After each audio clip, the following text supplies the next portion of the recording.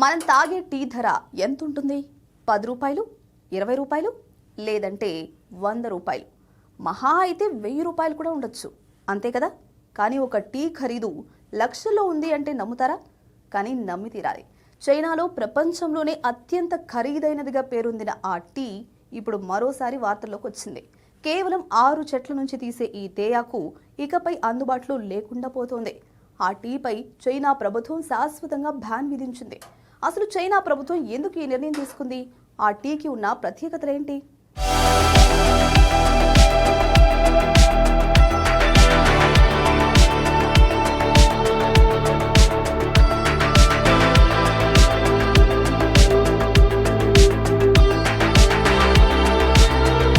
చైనాలో లభించే దేహాంగ్ పావో తేయాకుకు ప్రపంచంలోనే ఎంతో ప్రత్యేకత ఉంది. రాజుల కాలం నుంచి ఇప్పటి వరకు ఇది ఎన్నో రికార్డులను సృష్టించింది.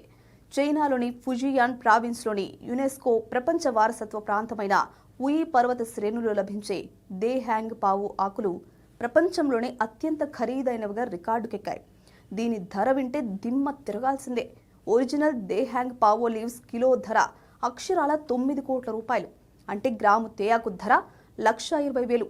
గతంలో 20 గ్రాముల టీ పొడి ఏకంగా సుమారు 1,23,000కు అమ్ముడైపోయింది.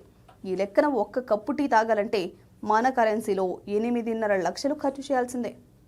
ఇది కేవలం బ్లాక్ టీ లేదా గ్రీన్ టీ కాదు, రెండింటిని సమతుల్యం చేస్తూ వికసించే ఒక అరుదైన ఊలాంగ్ రకం టీ.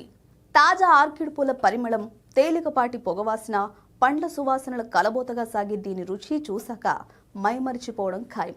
దీని ధర ఆకాశాన్ని తాకడానికి కేవలం రుచి మాత్రమే కారణం కాదు, దీని లభ్యత కూడా మరో కారణం. ఉయి పర్వతాల నిటారైన రాతి కొండలపై కేవలం 6 ఒరిజినల్ టీ పొదలు మాత్రమే ఉన్నాయి. వీటిని మదర్ ట్రీస్ అని పిలుస్తారు.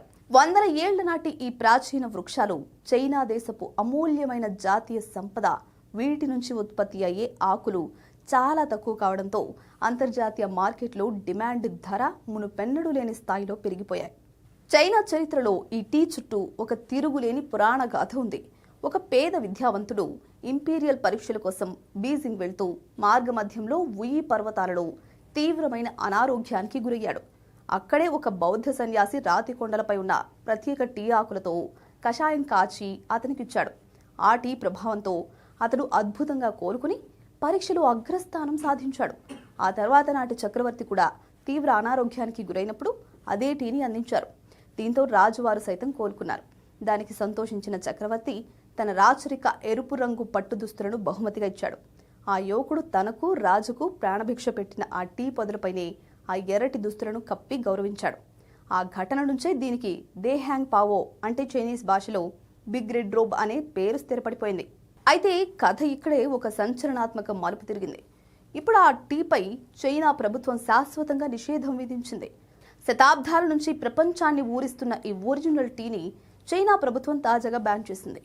ఆ 6 ఒరిజినల్ మదర్ ట్రీస్ నాశనం కాకుండా భవిష్యత్ తరాలకు అందించే ఉద్దేశంతో ఆకులు కోయడంపై పూర్తి నిషేధం విధించింది. ఆ 6 చెట్లను చైనా జాతీయ సాంస్కృతిక వారసత్వంగా గుర్తించి వాటి రక్షణ కోసం ఏకంగా 142 కోట్లు పెట్టి ఇన్సూరెన్స్ కూడా చేయించింది. ఆ మదర్ ట్రీస్ నుంచి తీసిన చివరి తేయాకు నిల్వలను బీజింగ్లోని ప్రసిద్ధ ప్యాలెస్ మ్యూజియంలో భద్రపరిచారు. కాబట్టి ఇకపై మీరు మార్కెట్లో కొనే దేహాంగ్ పావో టీ ఒరిజినల్ మదర్ ట్రీస్ నుండి వచ్చింది కాకపోవచ్చు. ఇకపై ఒరిజినల్ టీ రుచి చూడడం ప్రపంచంలో ఎవరికీ సాధ్యం కాని పని. సాధారణ టీ పౌడర్లా దీన్ని ఒక్కసారి మరిగించి పారేరు. దీని తయారీ విధానం కూడా ఎంతో స్పెషల్. సాంప్రదాయక మట్టి టీ పాత్రలు లేదా గైవాన్లో 95 నుండి 100 డిగ్రీల సెల్సియస్ ఉష్ణోగ్రత వద్ద మరిగించిన నీటితో దీన్ని తయారు చేస్తారు. ఒకే ఆకులను పలుమార్లు మరుగుపెడతారు. అందులోనూ 3ో 4ఓసారి మరిగించినప్పుడే ఈ టీ అసలైన రుచి, పూల తీపిదనం అత్యంత గాఢంగా వికసిస్తుందని టీ నిపుణులు చెప్తూ ఉంటారు. ప్రకృతి ఇచ్చిన ఒక అరుదైన ప్రసాదాన్ని రాచరికపు హోదా, వేలం పాటలు ఎలా మైండ్ బ్లోయింగ్ కరెన్సీగా మార్చగలవో చెప్పడానికి దేహాంగ్ పావో ఒక నిదర్శనం. నేడు బీజింగ్ మ్యూజియం అద్దాల వెనుక బందీ అయిన ఆ చివరి ఆకులు ఒకనాటి చైనా రాజసానికి, మానవ అత్యాశకు నిశ్శబ్ద సాక్ష్యాలు. 1000 కోట్ల ఇన్సూరెన్స్లు, బిలియన్ల లగ్జరీ హంగులు పక్కన పెడితే అసలైన ప్రకృతి ప్రసాదం ఇప్పుడు సామాన్యుడికే కాదు, ప్రపంచ శ్రీమంతుడికి కూడా ఎప్పటికీ దక్కనే ఒక మిస్టరీగానే మిగిలిపోయింది.